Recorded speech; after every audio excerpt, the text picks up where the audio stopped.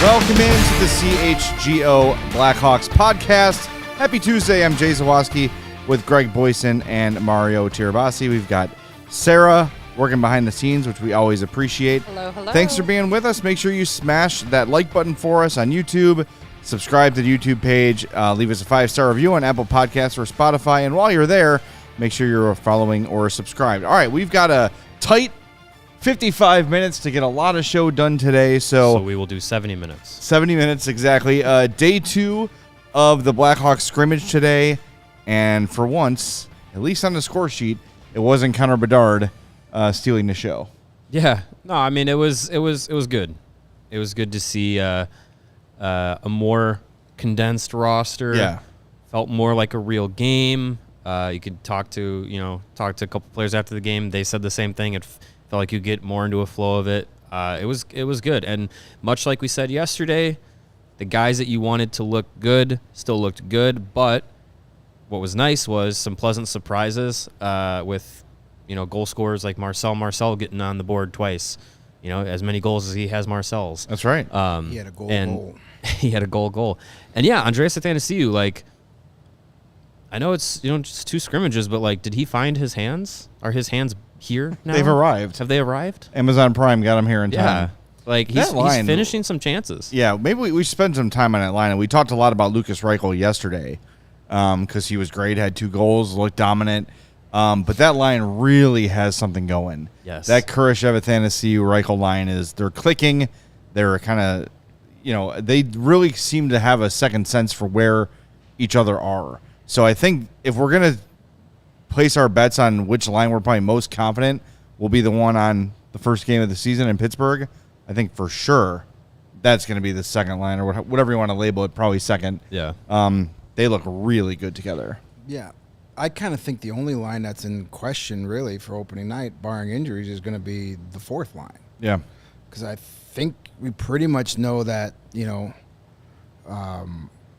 it looks like Donato and Hall will be with Bedard. We got this line. Seems like it. The veteran checking line, Foligno, Perry. Yep. And Dickinson. Thank you. And then that leaves Tyler Johnson.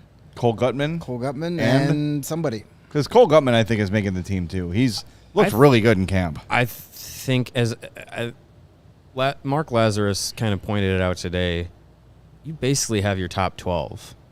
Whatever order you want to put it in. Right. I think the 12 forwards that are going to start game 1 are pretty much set in stone.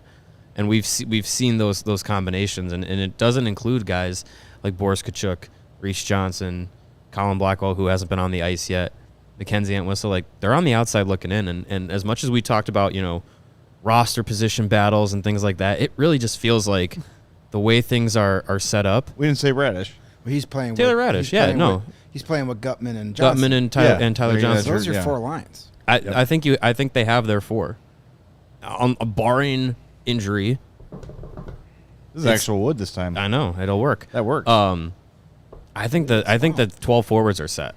So? I don't think there's going to be much to change between now and October 10th. It's funny because you watch Entwistle and Tkachuk, and that line is really they're doing their damnedest to make the team. Entwistle's looked good. He has looked good. He's a guy that realizes. Yeah. He might be doing well enough to be the 13th forward.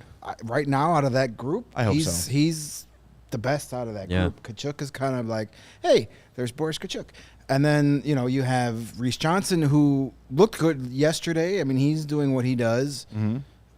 Colin Blackwell hasn't been on the ice yet. So it's not looking good for him. Well, and he ended the season injured. Right. I don't know if it was lower body related or not. I think it might have been. I'm guessing it's carryover. It might be carryover, yeah. So if he's not healthy, that you put him on IR and see what happens, and that could be a waiver wire type thing. And I think their top 12 forwards are set, and I'm not mad about it. I like the top 6. I think, and you have a legitimate bottom 6 as well. You have a third line that can do a little bit of everything. Gutman, Radish, and Tyler Johnson. You have a 4th line that's Perry, Foligno, and Dickinson, that's a good defensive checking line that those guys can all chip in offensively. I wouldn't want to play against that line. Yeah, they can surprise you with a goal. And then you have a top six where you have Hall and Bedard together with Ryan Donato, who's pretty versatile. And then you have Kurashev with Reichel and Athanasiou, which we just said it's clicking well. Like, that's a very good offensive line with also Kurashev being able to play a little bit defensively in that role. Like, I don't know. It's far be it from me to be optimistic about this team.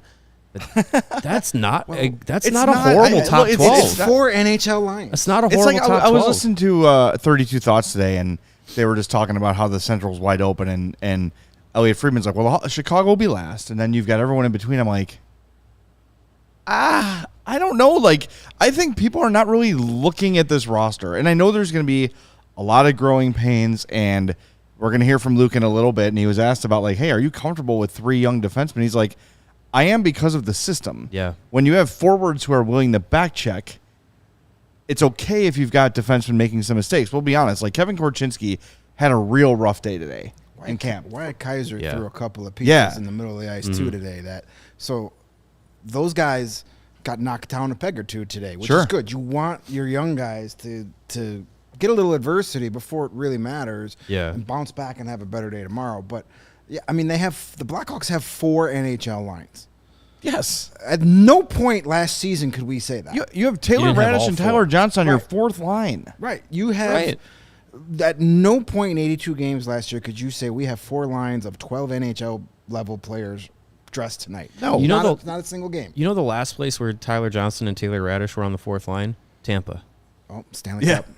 Like, honestly, like, I'm not saying that they're on the level of Tampa, but you're in a position where you can have guys who were top line players last year at times. Radish was top 6 knocked down, which is a good thing. It's a good thing. Yes.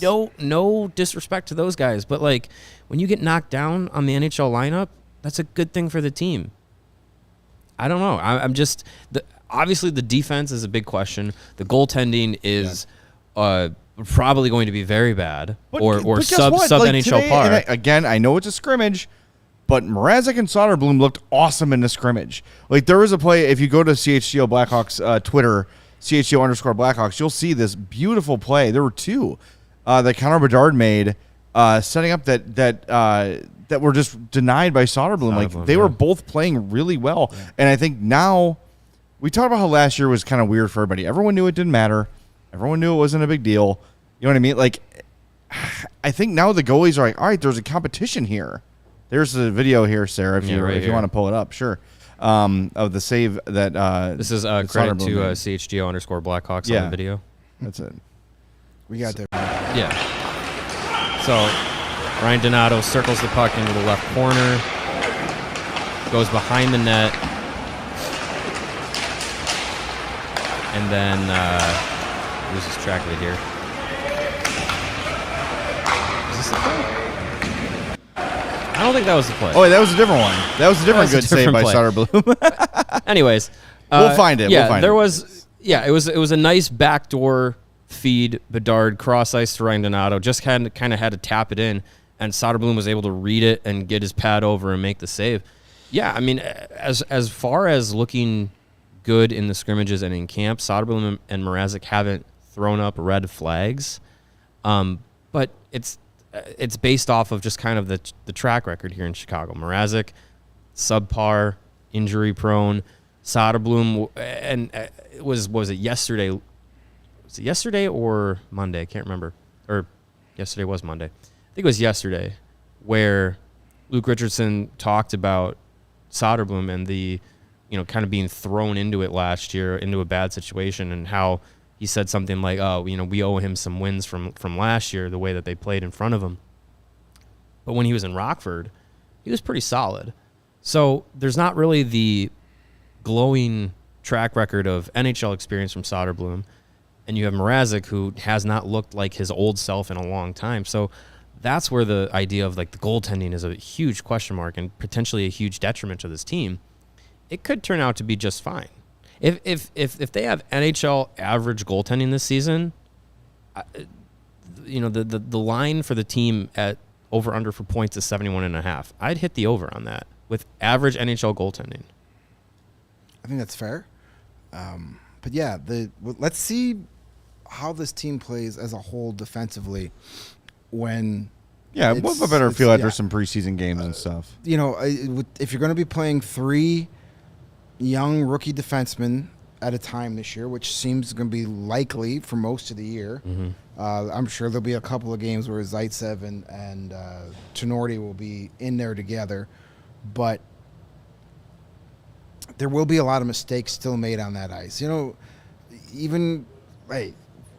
it's going to happen. Connor Bedard is going to make some bad defensive plays this year. He's going to have a turnover or something. Like, it's going to happen. Yeah. It happens to everybody. Yes, offensively, they are a much improved team. I want to see how that translates defensively. I don't know how good of a defensive player Taylor Hall is. I'll be honest with you. I don't think it's his strong suit. So, you know, I know Nick Foligno's good defensively. I know Corey Perry's a good defensive player. So we'll see how it happens, you know. But if you're going to have nights like we saw with Kevin Korchinski and Wyatt Kaiser today, and those plays in actual NHL regular season games are going to be in the back of your net. Mm-hmm. Yeah.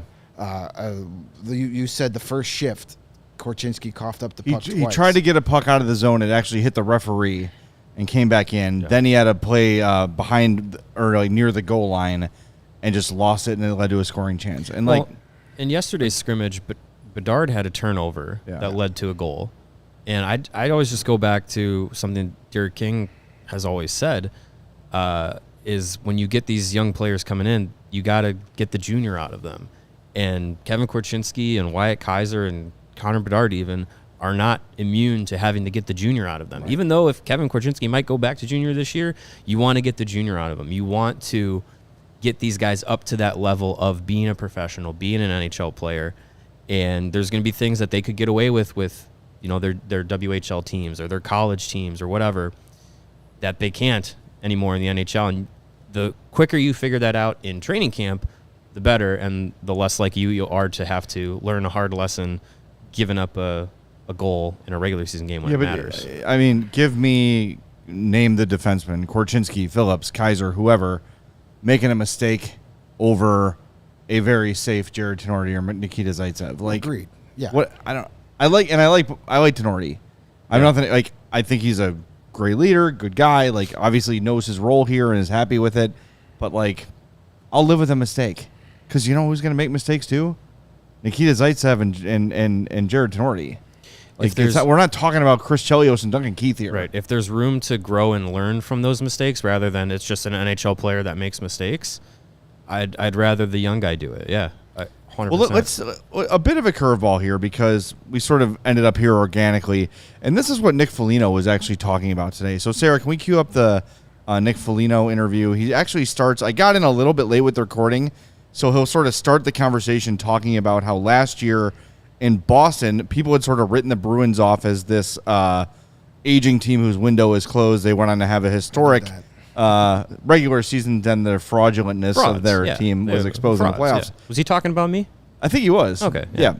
So here's Nick Foligno on Truth Hurts. Maybe surprising some people and a bunch of other stuff. Just great stuff from Nick Foligno.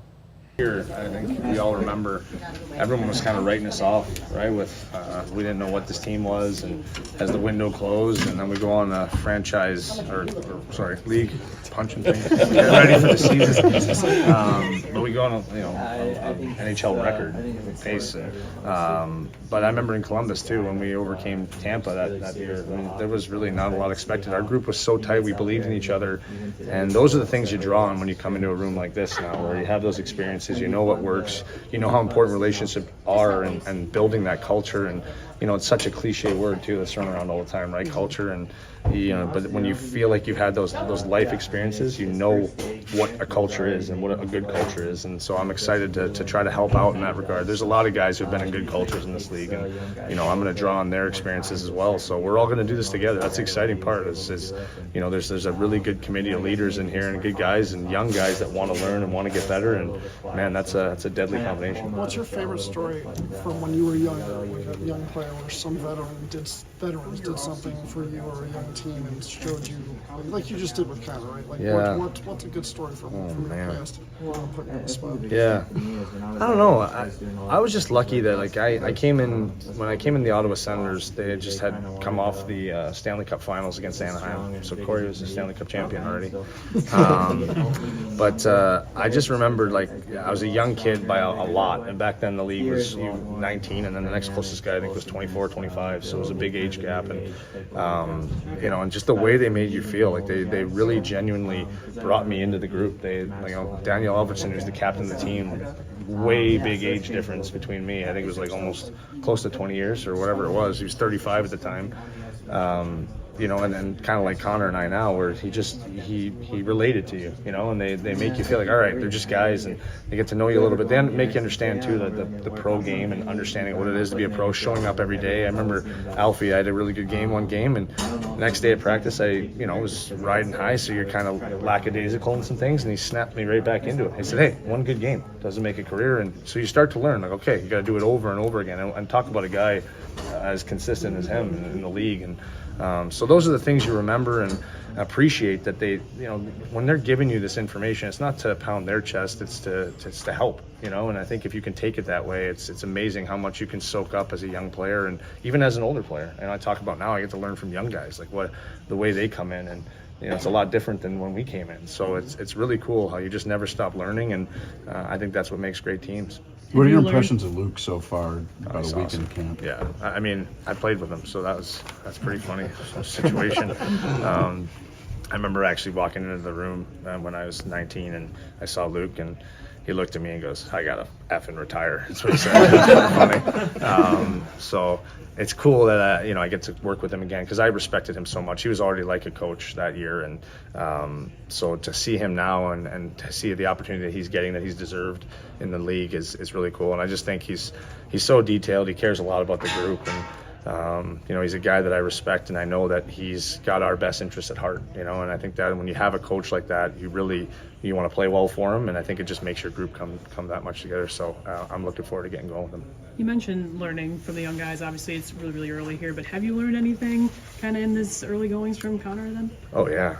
I mean, I just like like Connor was extremely upset he lost today, which I love. Honestly, I was like looking at him, he's like kind of pouting over there, and I just love that,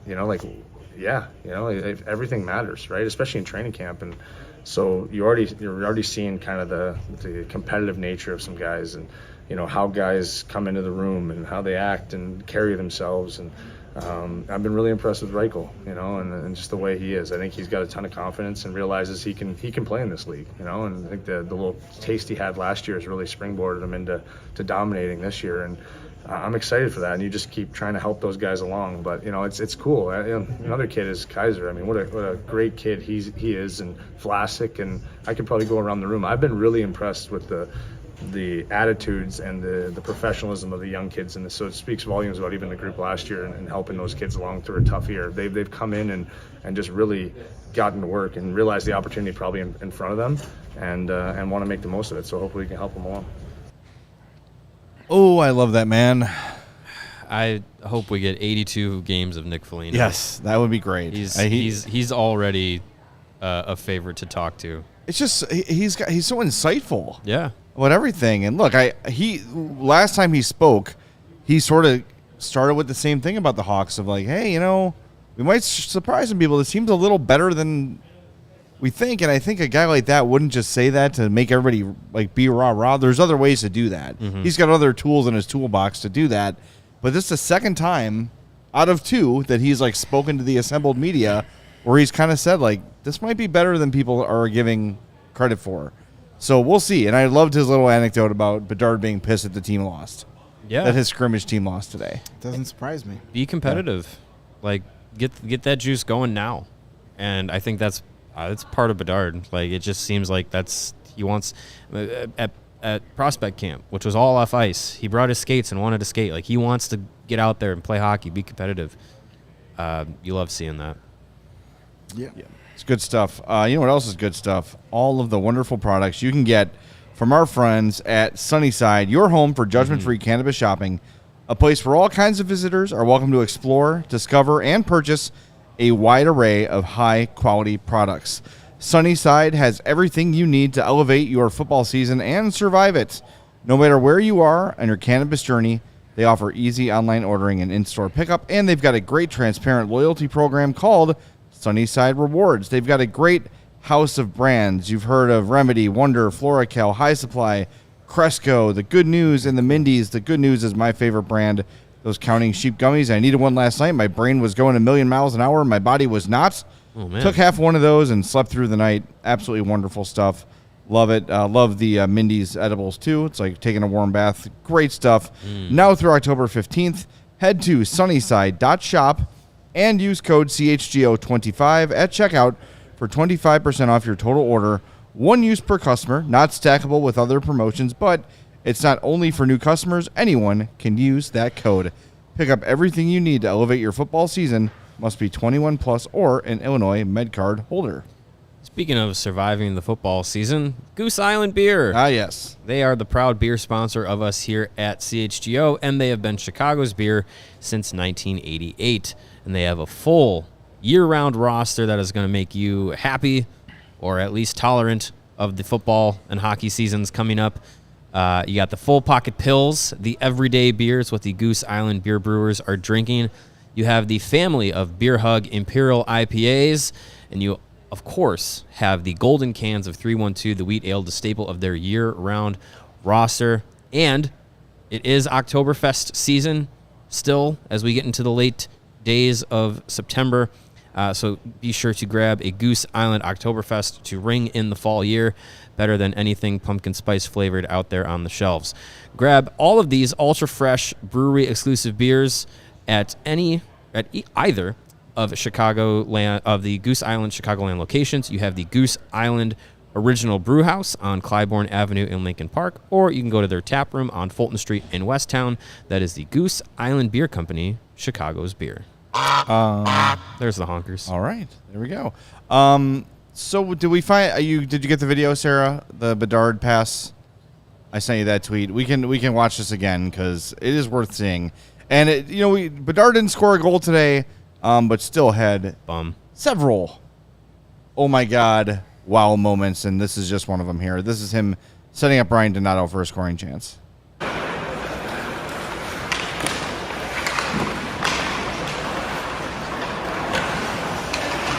Play-by-play. Here it comes right here. Yeah. And Soderblom makes a great save. You can stop it there, Sarah. Just a great save from Soderblom going post to post, but just an example of what we saw since day one and that Tyler Johnson has learned, like always be ready for the puck. Yeah. Always. Because he will get it to you. He'll find a way. Yeah, it was just kind of like a half touch hesitation from Donato on that puck and gave enough time for Soderblom to get over and make the save. But yeah, I mean, that's when, much like when Patrick Kane was here, he can get you the puck in places that most others can't. Bedard has that skill level too, to be able to get you the puck quickly and get it to where most other guys can't fit it through. So if you're on the ice with him, be prepared. Yeah, we definitely saw more of the vision and playmaking ability of Bedard today. Yesterday, it was everybody was focused on his goal scoring. Yeah. Today, he's like, hey, I can have just as many assists as goals this year, if not more. We saw a little bit of that today. I think the play that impressed me the most, that play was great. There were a couple other. There was a play where he literally skated through Nolan Allen. Yeah. And kept going. Now, granted, if that was in an actual game against an NHL defender, he would have been put on his ass. Oh, and if it was Nolan Allen versus Kirill Kaprizov, it would have been a different exactly. result. So, but it was good to see. But the play that Kaprizov is the Flames goalie. My bad. Kaprizov was the goalie. He'd skate around him too. Yeah, it's preseason for all of us. Did you say Kirill Kaprizov? Yeah, I mixed them up. That's quite the blend. I'm sure that's an actual prospect in like the New York Islanders system. But there was a play where like Bedard got the puck in the defensive zone, like at the dot, and just out of the corner of his eye, he saw Taylor Hall breaking, and he flipped the puck out of the zone, and it was in the air for like ever, and it landed perfectly right where Taylor Hall was skating, and it was right on his stick at the blue line. It was like, and he got into the zone, and then Soderblom made the save on that, but it was like, just like he just flick of the wrist and knew exactly where Hall was going to be, and the puck got there at the same time. That to me was the most impressive play he made today. And a bunch of people have pointed out too, like how he, despite his lack of size, air quotes, he knows how to spin off a checker. And your example of Nolan Allen was pretty good too, where he, used his body to get around him and just did not take the hit. You've seen him a lot where people will come to hit him and he'll just sort of spin off the check and leave the guy kind of lunging or with a half contact. He does that all the time. And then today, Scott Powers pointed it out where he will almost pass to himself in a way, right? Like he'll get the puck out in front of him a little bit, maybe pass the defender so he can just skate past the defender and go get the puck. Because then if he pokes the puck past the defender and the defender takes him out, that's interference. Right. Right? So, he's got, not to use the toolbox analogy twice in one show, but really Bedard has a tool for every situation. And he's thinking, it's what we said before preseason started, like these really elite hockey players have it up here where they can see the possible outcomes before they occur. Yeah. And it's very obvious from watching Bedard in junior and at the World Juniors and now from what we've seen in limited time here that he's got 3-4 scenarios in his head at a time, and he's always taking a look, always sort of scanning, and there's never a play that's really over when he's got the puck. Well, it goes back to what Richardson said about Bedard earlier in camp, where he compared him in that aspect of, being able to kind of bounce off contact and not really, you can get hit without taking the hit, taking the brunt of it.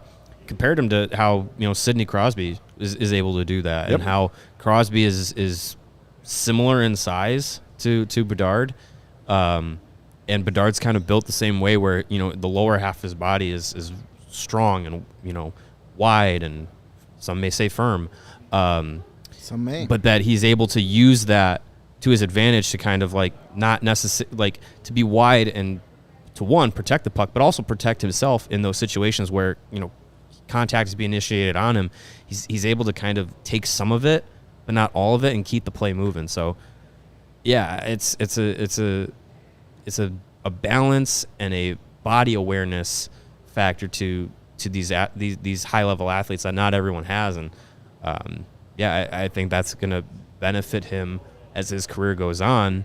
That he's not someone who puts himself into a space to get hit like that. But if he does get contact, he can kind of, get away from it a little bit. So it's impressive. Why don't we hear from Luke Richardson? This started with your question. Questions in there, but if you want to paraphrase it for those that... Well, it was an observation that we all kind of made during the scrimmage, that the defense today was very active, getting into the zone, getting in on rushes, but very few times did that cause any kind of odd man rush the other way when the puck would eventually go back the other direction.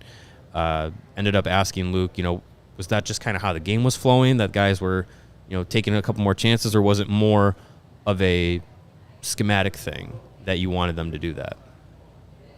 It looked like there was a lot of defensemen joining the rush today. Was that just based off of the flow of the game, or is that more of a directive from you? Both. We tell the D to move the puck, move their feet quickly, and join the rush. And whether that be, a forward stuck down low, they should be joining that top three, or moving the puck quick, which what we want them to do, to the forwards. If the forwards work early and hard to be open, and then join as a second wave. So if the other team, kind of nullifies that 3-on-2 rush, well, then we have our fourth guy hopefully beating their guys up the ice and being in that second wave, and not right behind the D. So because when you turn up or slow down, if you're right behind them, you're going to be basically bumping into them. They need to have a little separation, know to jump in at the right time. So working on that is a real positive. I think most of the league does that now.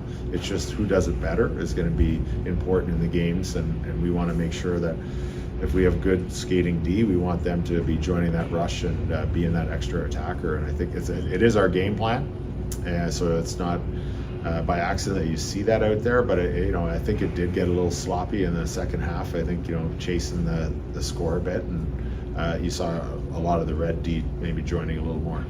Are you a little concerned about the youth of your defense once you hit the regular season? I mean, there's 14 goals. I mean, one empty netter, and it's just scrimmages, right? Yeah. But like, how concerned are you going into the regular season? Not really. I think especially the first session over on this side. You have Connor, Taylor, and Ryan on that line. They were back checking hard.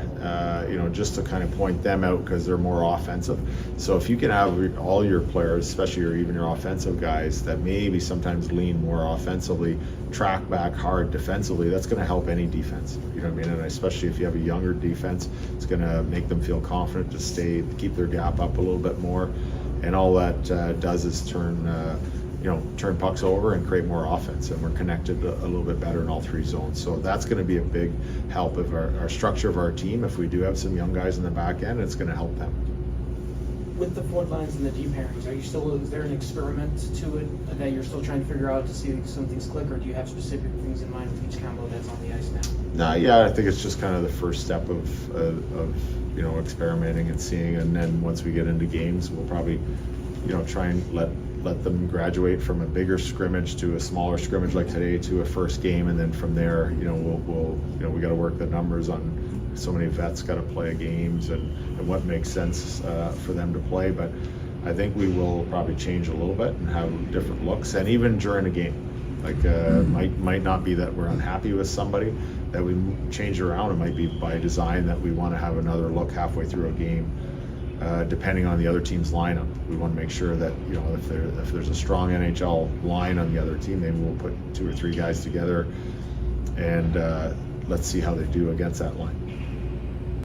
That's Luke Richardson today after practice, and I think one of the big things to watch in the preseason games as they start to approach here. First one is Thursday, and yes, we'll have a post-game show. Is how active the D is, and I think he didn't really directly answer the question whether or not that was by design today or if it's just if that's just the system.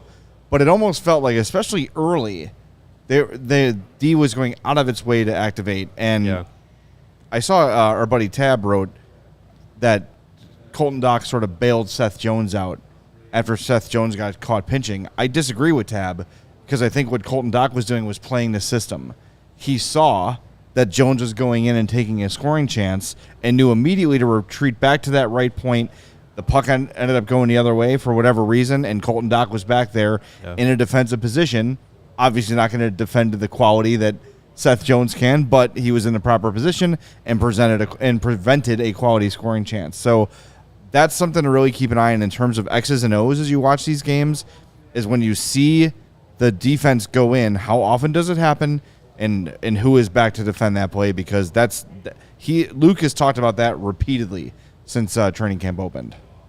Yeah, I remember seeing that same thing too. And when I saw that play happen, we talked with the three of us, and I remember saying to you guys, like, most of the league does this, where defensemen can go into the offensive zone, play below the net, and it's not a problem because they have the system to set up where forwards and defense, they can interchange positions, and as long as you're sound positionally, you're usually not going to be caught, with your pants down going the other direction on an odd man chance. So when Seth Jones carries the puck into the zone and fires off a shot from the circles, and it goes wide and goes around the boards, and his momentum carries him around the back of the net, Colton Dach's already at the blue line saying, well, Seth's down there, I need to get back and take his spot, so that when that puck comes around, Wyatt Kaiser's not on an island on a 2-on-1. Kaiser and Dach are back, and it's a 2-on-2, and then Seth Jones can eventually get back into the play and take his spot. The Blackhawks didn't have the personnel defensively last season to do anything like that. You had Tenorti playing regularly. You had Murphy in there, who's more of a defensive guy. You had Jake McCabe in there, who's a defensive guy. So now, especially on the left side, you have guys that are a little bit more mobile with Korchinski and Kaiser. You still have Seth Jones, who his game is more offensively focused than not. Now those guys can go in there knowing that they have a defensive partner that's a little bit more on the defensive side of things, and this is now the second season of this system under Luke Richardson, where the forwards have to know where the defensemen are going to be positionally sound so that it's not 4 guys below the circles and then the puck goes back the other way and it's 3-on-1 or whatever. That's a bad pinch. You hear the term a lot. Oh, it was a bad pinch. It's a bad pinch because the forward wasn't paying attention to cover that spot. As long as, it wasn't there are other situations. It's not just blaming on the forward. There are situations. Where, sometimes there's inopportunity. The 3 guys were already below the goal line and you went in, and but if your forwards if you're communicating with each other and your forwards are paying attention and know the system, you're not going to have a lot of bad pinches because they're going to say, okay, here's Korchinski. He's got the puck. He's just going to keep going. So I know to either stop at the blue line or funnel my way up to take that position. And that's coaching. And I don't have many worries on this coaching staff getting their message across and getting guys into the right spots. So it's the communication. We talked a lot about that on yesterday's show. That's right. And Luke Richardson talked a lot about, telling guys where to be on the ice, being coaches on the ice. It's going to help this team, especially with the young players. Are guys going to get caught out of position? Sure, it happens. Guys, for whatever reason, get, caught up in a play, don't pay attention, whatever. But I think we're going to see a lot more of that this year of the defensemen being active. And that's all the best teams have that. Like, that's part of the game now. It's not one guy and then 5, Jake McCabe's out there. Well, and think of the Avalanche with Cale Makar. Like how free flowing he seems on offense. It's because they know Makar is going to be able to go into the zone and be an offensive threat. So he's going to do that. So they then shift their positioning around. With Makar going in, forward comes back. Like I'm sure those. It's a simple. It sounds really simple, but it's. Sometimes the simplicity is the way to go. We saw it last year. Luke Richardson ran a very simple system, and the Blackhawks were able to stick to it. And when you're structurally sound, sometimes just your effort keeps you in games. And that's what we saw last year. It was a very execution. Simple, structurally sound team that gives 110%. You're going to be in games. I think we'll see. I mean, you mentioned Makar. I'm sure those Avalanche forwards know when Makar is on the ice and he has the puck, just be ready to move. Mm-hmm. He's not going to just stand there and dish it out from the point. So be ready to move. Be more aware. Your point to last year's team having a lot more, I don't want to say immobile defensemen, but not a lot of guys. Stay-at-home guys. Yeah, not a lot of guys who are aggressive and jumping in the rush. Yeah. So I think forwards probably got a little lax. And then when a guy like Jake McCabe did make that rare jump in the offensive zone, they're probably going, "What crap? What are you doing down here? Yeah. I better get up there." What's McCabe doing now, here? if you have that where every pair has a guy that's going to do that, those forwards are going to be more aware out there. Mm-hmm. And you have to know who has the puck and what they like to do. If the defenseman that has the puck likes to just dump it in and you guys do the forecheck, get ready to forecheck. If you've got the defenseman that has the puck that likes to carry it in and go below the dots himself, be ready to fill in defensively. So I think now that if you have more guys that like that, the forwards are going to be more aware of it and situationally aware of who has the puck. And again, that's all about paying attention and the communication on the ice. Well, and that's it. I mean, now as we've done these shows for the last week and a half, there's been a lot of things we've kind of said over and over again, right? It's the communication on the ice. It's the being vocal from defensemen and forwards, communicating to each other, not just like communication is like a buzzword, but literally communicating. I'm going, stay, back, back check, wheel, whatever it might be, shouting so your teammates know what your intentions are and what they need to do. Even if their back is turned to you, if you hear Seth Jones indicate he's going to go or stay, whatever it might be, everyone's going to know where to be. Yeah. And it's all coaching, it's all system.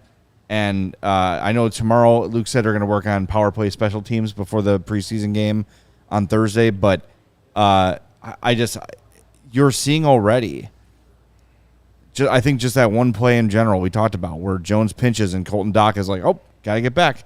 And there was no hesitation. It looked like a designed play. These guys know and understand the system because I think the coaching staff does a really good job of relaying it, and it's just I don't know. I'm just feeling very optimistic heading into the preseason. Excited to see. Look, there's going to be some disastrous games this year. Don't get me wrong. Yeah, right. They're going to lose more than they win, of course. And I'm not here to sell playoffs or anything like that, but I think just you're going to be able to see in 2-3 years when all this comes together, you should be able to envision what the team's going to look like when it's clicking on all cylinders. Mm-hmm. And it's exciting. Like this is an exciting time to be a Hawks fan. Yep, for sure. Hop on the ride, as the kids say. I just wanted to answer a couple questions from the chat real quick. Reddy Edgemont earlier asked, how many official preseason games do you think with Bedard playing? All 6, half, just 1 or 2? It won't be all 6. If I had to guess, it would be the home games. Well, maybe that finale in St. Louis. So 3. Yeah, because the last one will usually be the set roster. Yeah. So I would say the first 2 home games and then that last game in St. Louis. Yeah. Definitely not all 6. And then one other question, I believe it was LPete 20. Is there a limit on number of players dressed for preseason? Will they do 5 lines or just it's the same as the regular season? Yeah. There's no extra players, so it will be 18 skaters, 2 goalies. Yeah, exactly. All right, you are going to hear because I think maybe our very own Pudwag maybe made some news today. We're going to hear from him next, but first we want to tell you about a great way to consume your live sports. That's with FuboTV.com. Go to FuboTV.com/CHGO for 140 plus live channels of sports, shows, movies, and news. You can stream live TV from any device, watch the most Chicago sports for the lowest price, and start watching immediately with a free trial. Go to FuboTV.com/CHGO to sign up. There's no contract, there's no cable, there's no hassle. Just sign up and start watching. You get 1,000 hours of cloud DVR included at no extra charge. You can watch your local teams while traveling. And my favorite feature at Fubo is that split screen. So if you want to keep an eye on one particular, maybe a Bears game, and want to watch Red Zone on the other screen, you can do that too. You get up early, you want to watch F1, and you want to watch some Premier League soccer, you can do that too. Yeah. Tons of options with Fubo TV. You've got college football, the Big Ten, NFL Network, Red Zone, the Euro qualifiers, the Ryder Cup, tons of great stuff coming up, including all your favorite college football and NFL. Go to FuboTV.com/CHGO to sign up for 15% off your first month of Fubo Pro. Again, FuboTV.com/CHGO. Hey, and if you want to add some excitement to all your NFL watching while on your Fubo TV, you want to check out our pals, our friends over at Splash Sports. Because CHGO has weekly Pick X and NFL Survivor contests for everyone to participate in for real money. You want to know how to enter? It's easy. Head to splashsports.com/CHGO and sign up. Deposit cash to get started, and then it's just $10 to enter either one of our contests. The Chicago Weekly NFL CHGO Weekly NFL Pick X contest and the CHGO Survivor contest. The more who enter, obviously, the more money there is to win. We'll be running weekly contests all year, so be sure to keep that link handy. Once again, that's splashsports.com/CHGO. You want to run your own contest? Are you tired of being the commission in your league, chasing people down with none of the award? You can sign up to be a commissioner right through our link and earn money for the contest you're already running with family and friends. So head to splashsports.com/CHGO to join in. We'll have different contests coming out, so we're stoked to compete with and against you all. Be sure to click on that link in the podcast description. Splash Sports. All right. You had a chat with number 94 today? I did. And potentially broke a little bit of news here unintentionally. Yeah. I've been doing some fun things with some of the players. If you've been paying attention to our social media channels, you've seen some of them. Just trying to do some offbeat questions, and one of them is very standard. What's this backstory of your number? Did you pick it? Did they give it to you? Blah, blah, blah. A story you've heard 1,000 times with hockey players, right? Well, I asked Corey Perry, I said, hey, you've had 94 before. Is there any, story behind keeping it here in Chicago? And this is what Mr. Perry had to say. Well, I wore it in junior, and then obviously 10 can't wear 10 here. So didn't want to try and get Sharpie a dinner or anything? I didn't even ask. Yeah, I was told no right away. Oh, okay. I didn't even ask actually. They just said you can't wear 10. Okay. What number do you want? So after that I just said 94 right away. I wore 94 in Montreal, and it's something that I can keep wearing. They told me you can't wear 10. What number do you want? It's interesting. Interesting. Coming from a team where numbers and number retirements and all that discourse has been bountiful leading into the preseason, very interesting that Corey Perry was told you cannot wear number 10. What other number do you want? I mean, official. They are going to retire it for Jeff Lermer. This year. You said retire for Larmer. Right. Yeah, right. Not It's done. I'm sorry.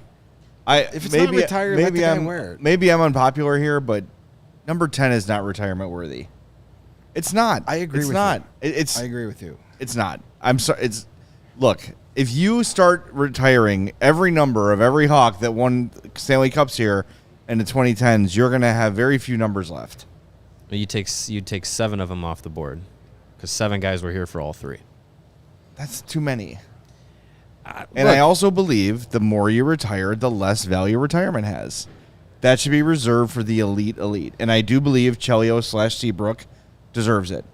Keith deserves it. Kane and Taves deserve it. Look, no one loves Marian Hossa like I do. I was a little surprised when they retired his number. It opened the door. It opened a door for a lot of people. It opened the door. Look, a number of great Blackhawks have worn number 10. Maybe it will be some sort of, like we're expecting with Seabrook and Chelios and number 7. Maybe it'll be a joint honoring of guys like Patrick Sharp, Tony Amonte, Dennis Hall. Like, maybe it goes that way. Reg Kerr. I just don't know if having a bunch of good ones makes right. I mean, you would hope in your long 100-year history that every number would have been worn by a bunch of really good players. Yes, if 27 and 28 are being worn by current Blackhawks or Blackhawks prospects, 10 should absolutely be available. I wonder if it was if they're thinking like, you're only going to be here for a year, maybe we like save that, and if Oliver Moore comes and says I want to wear number 10, we'll give it to him. Sure. Or Frank Nazar. Sure. One of those guys. Maybe they're saving that for that makes one sense. of the young kids where they're just like, let's not do that, or maybe they would just I don't care about that stuff. Really, I mean, there are some numbers where like 28 is and 27 are numbers that should be retired first before 10. Yes, but if I would have loved to seen the reaction of Blackhawk fans on social media if Corey Perry came out wearing number 10. Oh, people would be pissed I would about have it. loved every second of it. Yeah, but sure. we didn't get that. So, interesting, very interesting. Yeah, I mean, it could just be it could just be also like, let's give it a few years before we let somebody wear it. Sure, yeah. If we're going to give it to somebody, we're going to give it to a cornerstone prospect. Right. A guy that's going to be here for a long time. That could be as well. We're not going to Ty Jones it like they did to 27. Yeah. Jerks. Yeah. Boy, they pooed that one up. Oof. Yeah, I don't know. I think if it's like that where it's just like we're just let's let that number be something special for a different player. That's one thing, but if it's something more than that, I think it makes a very interesting conversation for guys like Sharp, like Hjalmarsson, like Crawford, like I don't know. I retire 4 before 10. If you open up, I retire 50 before 10. That's 50 before 10 for sure. Because no one else is ever going to wear number 50. Yeah. No, it'd probably be a goalie if anybody. Right. But you're not gonna. Yeah, you're not gonna be. Shouldn't be able to do that. You're not gonna give Mitchell Weeks number 50 when he makes his NHL debut. Nah. Coming soon to an August 2024 podcast. Yes, we have actual hockey and stuff to talk about now. But let's save. Maybe they want to keep number 10 instead of retiring numbers. You know, I know like I know in soccer, like certain numbers are meant for certain Sure, things. yeah. So maybe they want to be like, that's going to be a number we're going to reserve. That would be fun if they did that. We're like, we're going to reserve 10 for somebody who's going to be here for more than one season, who's going to be so any one of these top prospect comes in. You know, Gavin Hayes is wearing 78. Maybe he wants to be number 10 when he gets there. Save it for him. Mm-hmm. Or Frank Nazar. Is Nazar? Nazar 22. Okay. Which I think he wants to keep, but we'll see. Yeah. I mean, you can't disrespect Nikita Zaitsev. Christian Rutu. Yeah. Jordan Tutu. Jordan Tutu. Yeah. The list goes on and on. Yeah, I think it'd be fun if they had numbers mean something. Yeah. Like 27 is given to one of your skill players that's, fun to root for. 28 is given to a guy who's, kind of red-assy on the ice. Number 4 is your best defenseman or whatever. Yeah. Like, that would be fun if they did shit like that. That'd Stuff be cool. like that. Sorry. Jeez. Come on, Mario. It's the a afternoon children's on a podcast. Tuesday. Gee. Region Ref says... I don't think anybody mistook us for Coco Melon. You're right. Ah. Region Ref says, surprised, Jay, you didn't think Hossa should get retired or that it surprised you. I don't think it shouldn't be. All I know is when they retired that number, my eyebrows went up saying, okay, this opens the door for a lot of people. Yeah. That's it. I'm not saying he's unworthy of it, but I'll say this too. I was a little surprised he was the first.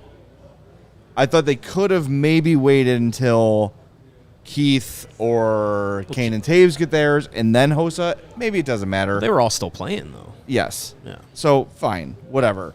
But I just... The whole thing with me was, okay, if they're retiring Hossa, then a bunch of different people have arguments. Yeah. And that's why they reportedly came up with that new system for determining jersey retirement Guidelines. worthiness. Yeah. Guidelines. Helps us program that show next August. Yep. All right, we're going to wrap things up, but first we got to tell you about our friends at Foco. Yeah, Foco, they're the best. They will get you fitted out with the best sports gear around, getting you ready for hockey season, football season, continuing your love of baseball season. Whatever you want with your favorite team or player, sports merchandise on it, Foco can get it to you. They got Aloha shirts, straw hats, polos, bags, bobbleheads, signs, everything under the sun. You see some of our set decorations here around the Studio A and Studio B sets on your channels have been given to us from our friends at Foco. They're awesome. We love them. Check them out for yourself. Get yourself a bunch of sports merch, to decorate your home office or your basement or your bathroom or wherever you want to decorate in your Foco gear. You can go to foco.com, that's FOCO.com, or you can click the link in the description below and use the code CHGO at checkout. When you do, you're going to get 10% off of your items that are not pre-sale. So make sure you do that, foco.com, promo code CHGO. Excuse me. When I left this morning, I didn't think I was going to need a pair of sunglasses, but for the ride home, I definitely am. And I have my Shady Rays in the car waiting for me to help me take on the sun with gear built to last. Shady Rays is our favorite independent sunglasses company that offers a world-class product that's just as good as any expensive pair we've ever worn.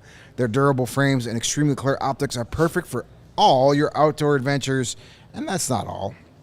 Shady Rays offers the most insane protection on all of eyewear. Every pair of sunglasses is backed by lost and broken replacements. If you lose or break your pair, even on the very first day, they told us they're going to send you a brand new pair, no questions asked. So you can wear your Shady Rays with confidence because they have your back long after you make your purchase. And together with their customers, Shady Rays is providing much needed support to nonprofit partners across the United States through Shady Rays Impact.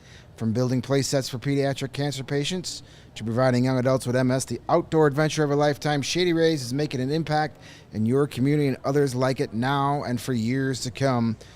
If you don't love your Shady Rays, but trust me, you're going to. You're You not can always exchange them for a new pair. Maybe you just didn't like the color and you rather want to have black ones. Fine. They'll exchange a pair for free, or you can return them within 30 days for no charge. There's no risk when you shop. Their team always has your back. And exclusively for our lovely CHGO listeners, Shady Rays is giving out their best deal of the season.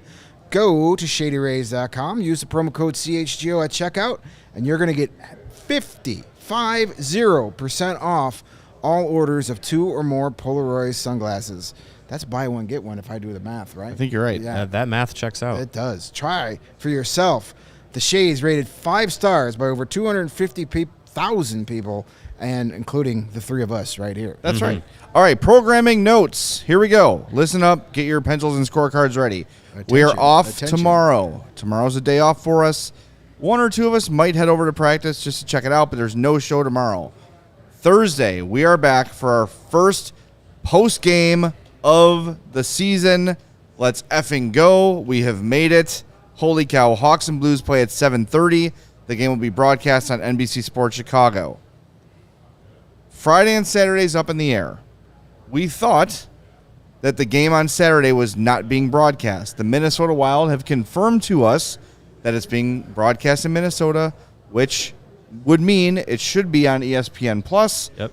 We are trying to get that spot confirmed to get a producer for that night so we can do a post-game on Saturday. If that's the case, we'll be off Friday. If we cannot find a producer for Saturday, we'll be on Friday. So stay tuned. We'll keep you updated. Sarah, what are you doing Saturday? Well, I was just thinking that I was I'm not off Saturday. I'm busy Saturday. I can't do Saturdays. Whatever. I can only work Monday through Friday and Sundays. Your hate email to Sarah at allchgo.com. No feed pics. All right. But either way, we're off tomorrow. Back Thursday for post game.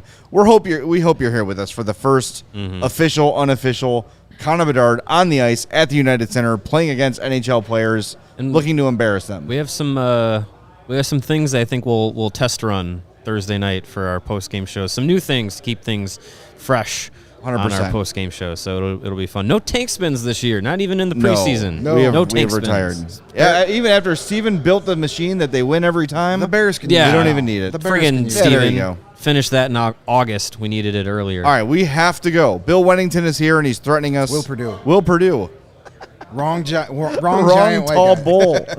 Will Purdue is here, and It's he's Luke threatening Longley. us. So there'll be Bulls are coming on right now. So stick around and stay tuned for CHGO Bulls coming up next on the CHGO network. CHGO Sports. I've never done that You know before. where you work? I don't know. Sarah, hit the music.